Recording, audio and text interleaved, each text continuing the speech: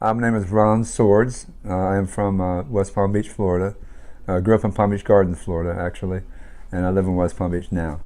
I live with I have a PKD family, polycystic kidney disease, and my mom got diagnosed in '96. I got tested. I knew I had it, but I was still at a normal rate at that point.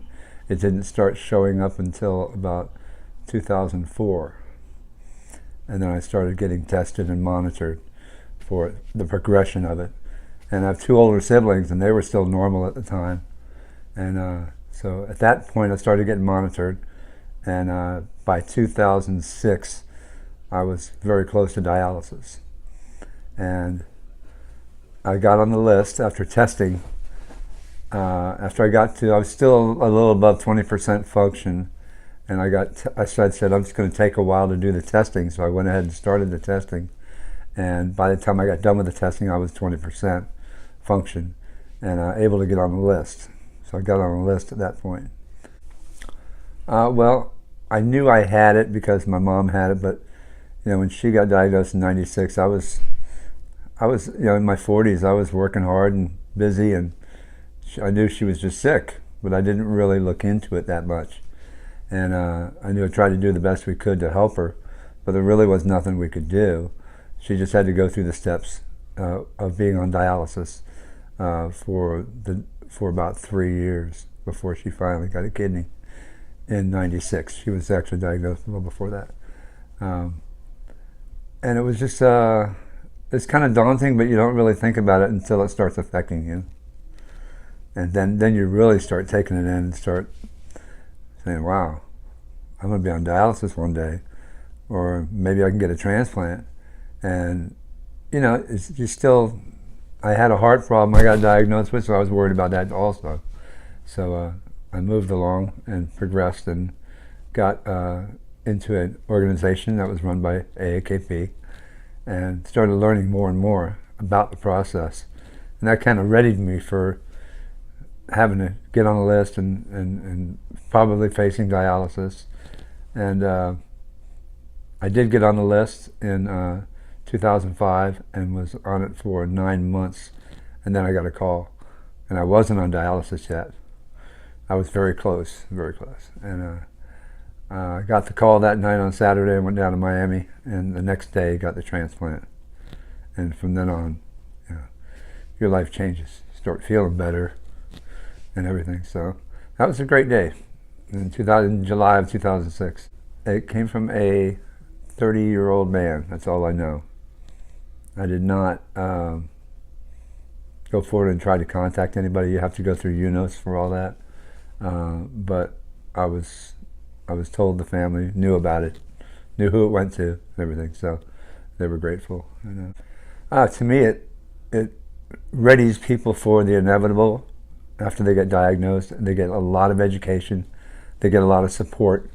They get a lot of other people that are going through it, that have the experience, and they share it with you at the patient meetings or webinars or anything that you can get, information you can get your hands on, prepares you better. A lot better than going on the internet and just reading about all the weird things out there. It's a lot better to get it from an organization that knows what they're talking about. And that was real important to me. And I wanted to be with my mom and spending more time with her and learning at the same time. So it really prepared me. And I always tell people that. I said, being with this organization, being involved with it, helps you prepare yourself a lot better.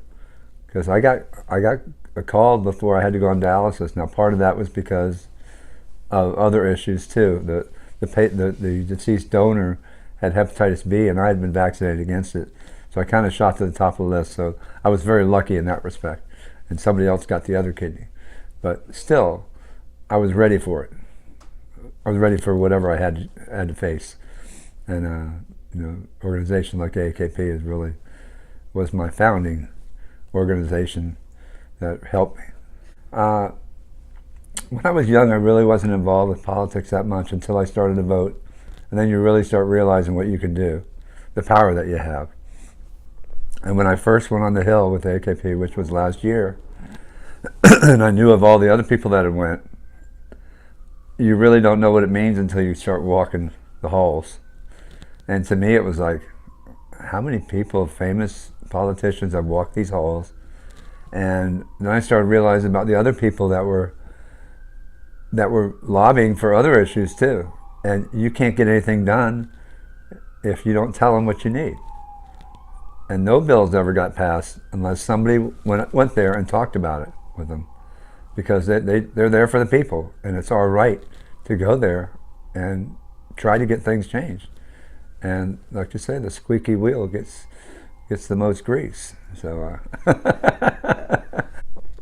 well, the first thing I would do is tell them, and this is what I do tell them. I said the first thing is you want to talk with other patients and find out things that you might think are myths, or try to break the myths that you might have heard about it, and find out what's right and what's wrong.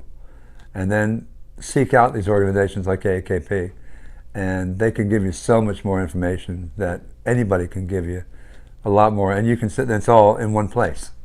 And you can go there and look at it and determine what is best for you. You might be wondering about what kind of dialysis you might want to do. And there's all kinds of stories out there to tell you what works, what might work for you, doesn't work for somebody else. So there's a lot of information that you can get out there. My name is Ron Swords. I'm 56 years old, and I am a kidney transplant patient of 10 years as of this year. And I'm happy to have it.